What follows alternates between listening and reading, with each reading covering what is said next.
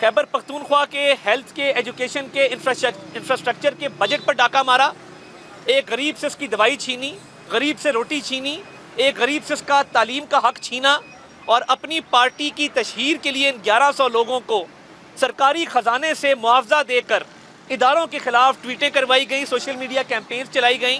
और ना सिर्फ ये, कौमी सलामती के इदारों पर अटैक भी इन्हीं सोशल मीडिया इन्फ्लुएंसर्स ने किया। अब क्या ये किसी भी हुकूमत को ज़ेब देता है कि वो सरकारी ख़जाने से अपने पार्टी के लोगों को भर्ती कर कर इदारों पर हमले करवाएं, अपनी पार्टी की तशहीरी कैंपेन चलाएं? ये एक बहुत बड़ा स्कैंडल है। इसकी तहकीकात हाईएस्ट लेवल पर होनी चाहिए। और जिन मुजरिमों ने इन 1100 लोगों को भर्ती करके कौम का 87 करोड़ रुपया ज़ाया किया और अपनी ज़ाती तशहीर करवाई, अपनी पार्टी तहरीक इंसाफ की तशहीर करवाई, इदारों को गालियाँ दी, कौमी सलामती को दाव पर लगाया, उन लोगों को कैफरे किरदार तक पहुँचाना कौमी फरीज़ा है। और ये सब प्लानिंग इमरान खान साहब की मंजूरी के साथ हुई। उन्होंने इन लोगों की भर्ती की मंजूरी दी तो ये लोग भर्ती किए गए और इनसे वो काम लिया गया। 87 करोड़ रुपया तो सिर्फ तनख्वाह में गया है, इसका टोटल हुजम 1 अरब से ऊपर है। जो पैसा खर्च किया गया, जो सेटअप बनाया गया, जो खैबर पख्तूनख्वा इंफॉर्मेशन डिपार्टमेंट में घिनौने जराइम होते रहे, जिसमें advertising agencies, fake advertising agencies को पेमेंट्स की गई, फज पेमेंट्स की गई, करोड़ों रुपए के चेक दिए गए, वो आज भी लेके फिर रहे। ठेकेदारों के नाम पे वो चेक्स हैं। Information department Khyber Pakhtunkhwa corruption का गढ़ बन चुका था। सोशल मीडिया के नाम पर ज़ाती तशहीर चलाने की जो ये कैंपेन है, जिसमें 1 अरब से ऊपर का सरकार का खर्चा आया है, इसकी एक एक पाई का इंशाल्लाह ताला हिसाब लेंगे। आपका बहुत शुक्रिया सर। एक तो ये बता दें कि आप प्रेस कॉन्फ्रेंस किया करते थे जब आप एक पेज पे नहीं थे, कि ये जो कोर्ट से फैसले आ रहे हैं इनका सबको पहले ही पता चल जाता है। आज भी ऐसी ही सूरत हाल है, बल्कि इलेक्शन की डेट का किसी को नहीं पता, इलेक्शन के रिजल्ट का सबको पता चल चुका है। देखिए, मैं नहीं समझता ऐसी बात है। हाँ, ये ज़रूर समझता हूँ कि एक लाडले को लॉन्च करने के लिए जब मियाँ साहब को रास्ते से हटाया जा रहा था तो बेटे से तनख्वाह ना लेने पर निकाला गया।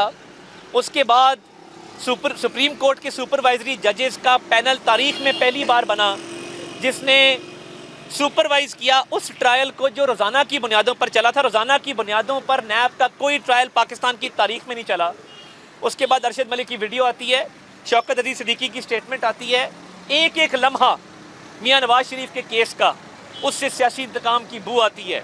एक लाडले को लॉन्च करने के लिए जो ये सारे जराइम किए गए, क्या किसी वक्त उसमें इंसाफ नहीं होना था? क्या हमने आज अपीलें दायर की हैं? हमारी अपीलें पिछले 5 साल से दायर थीं। इन्हीं अपीलों में मरीम नवाज शरीफ साहिबा बरी हुई आज से चंद माह पहले। तो ये हमने रिवाइवल की एप्लीकेशंस दी हैं। और बात यह है कि जहाँ तक इलेक्शन की डेट का ताल्लुक है तो जनवरी में इलेक्शन होने चाहिए, और इलेक्शन कमीशन का भी यही जहन है। और इलेक्शन कमीशन ने बाकायदा तौर पर जब डीलिमिटेशन हल्का बंदियों का शेड्यूल 14 दिसंबर से 30 नवंबर तक लेके आए, उसमें उन्होंने उसको शॉर्ट किया। तो मैं नहीं समझता कि इंतखाबात में कोई ताख़ीर होगी, और एक साफ शफाफ इंतखाबात मुमकिन है, नज़र आ रहे हैं।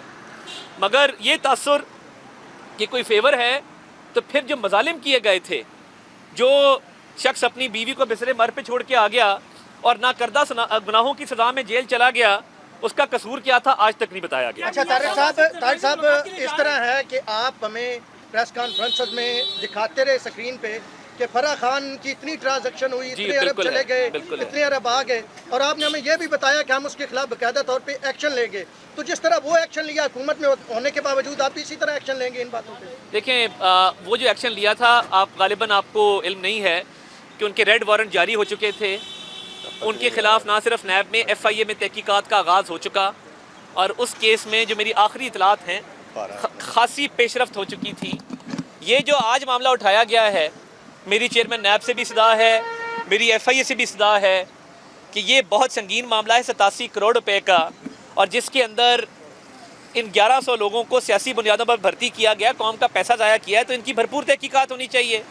और फराह गोगी वाले मामले पर आपको पता है कि ऑलरेडी बहुत सारे लोग गिरफ़्तार भी हुए, और अभी भी कुछ लोग हैं उस केस में जो कुछ स्टेटमेंट्स दे चुके हैं। उसमें भी मेरी दुआ है और ख्वाहिश है कि वो केस आगे बढ़े। फैमिली के हवाले से कुछ सिक्योरिटी थ्रेट के हवाले से खबरें सुबह से चल रही हैं कि मना कर दिया गया है तमाम फैमिली को इकट्ठे ट्रैवल करने से। नहीं, देखिए, सिक्योरिटी थ्रेट ऑब्वियसली आपको पता है कि रहता है, जो हाई प्रोफाइल शख्सियात हैं, खान साहब को भी था और मियाँ साहब की वापसी पे भी सिक्योरिटी के इंतजाम करते हुए बताया गया था कि सिक्योरिटी के इंतजाम बड़े अच्छे होने चाहिए, क्योंकि खुदा न खास्ता कोई छोटा मोटा वाक़या भी हो गया तो उससे नुकसान होता है। और देखिए ये शरपसंद अनासर होते हैं हर जगह पे, तो मैं ये समझता हूँ कि सिक्योरिटी जो है उसका खदशा मौजूद रहता है और जितनी हाई प्रोफाइल शख्सियात हैं इनको खुसूसी तौर पे रहता है। तारिक साहब ये बताइएगा कि आपकी जो साबका इत्तेहादी है पीपल्स पार्टी, उसने काफ़ी रिजर्वेशंस का इजहार किया है बारहा कि जो इंतखाबात में देर की गई है या मुमकिन तौर पे जो की जाएगी वो मियां नवाज शरीफ को फैसिलिटेट करने के लिए की जाएगी। इस तरह का तासुर जो है इसको कैसे ज़ाहिर करेंगे? बड़ी इज़्ज़त है, बड़ा एहतराम है बिलावल भुट्टो ज़रदारी साहब का, आसिफ अली ज़रदारी साहब का।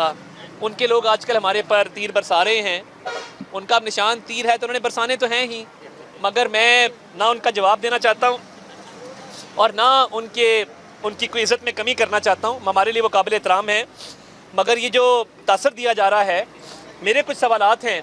क्या मरदमशुमारी जब हुई और मंजूर हुई तो क्या उनके वज़रा मौजूद नहीं थे?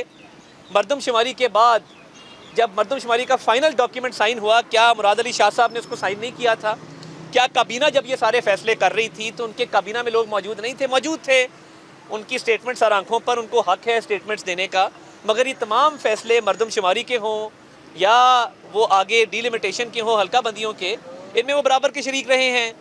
तो जो भी गिले गुजारियाँ उनकी हैं, हम सियासी लोग हैं, मेरा ख्याल है उनको दूर करना चाहिए। अच्छा सर ये बताइएगा सर, 4 साल पहले मियां साहब को इन्हीं अदालतों ने जेल भेजा और इश्तिहारी करार दिया और आज यही अदालतें रिलीफ दे रही। देखें, होता ये है जब बेगुनाही के सबूत आ जाएं, एक शख्स पे कत्ल का इल्ज़ाम लग जाए और फिर ऐनी शाहिद कह दें या कोई उस केस में एविडेंस आ जाए कि इसने कत्ल नहीं किया, तो उसको जेल में रखना चाहिए।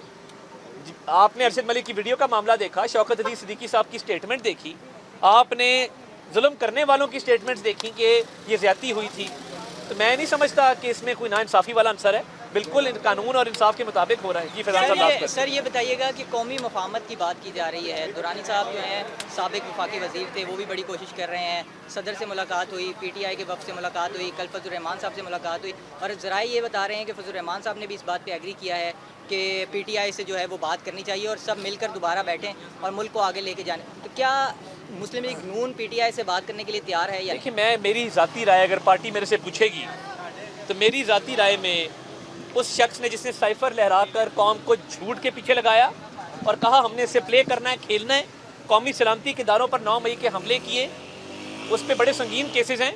मेरा नहीं ख्याल जब तक ये साइफर वाले केस और बाकी केसेस का फैसला हो जाए तो हमें किसी कौमी मुजरिम के साथ बैठना चाहिए। मेरी अपनी पार्टी को यही राय होगी कि सबके साथ बैठना चाहिए सिवाय इनके। सर आप कह रहे हैं कि मियां साहब ने सबको माफ कर दिया, क्या जो लोग मुलव्वस थे उनको माफ किया? मैंने तो ये बात ही नहीं की भाई, पता नहीं आपने कहाँ से ये बात पे कर ली। मैं तो सिर्फ ये नेगोशिएशंस की बात कर रहा हूँ। तो बहुत शुक्रिया जी।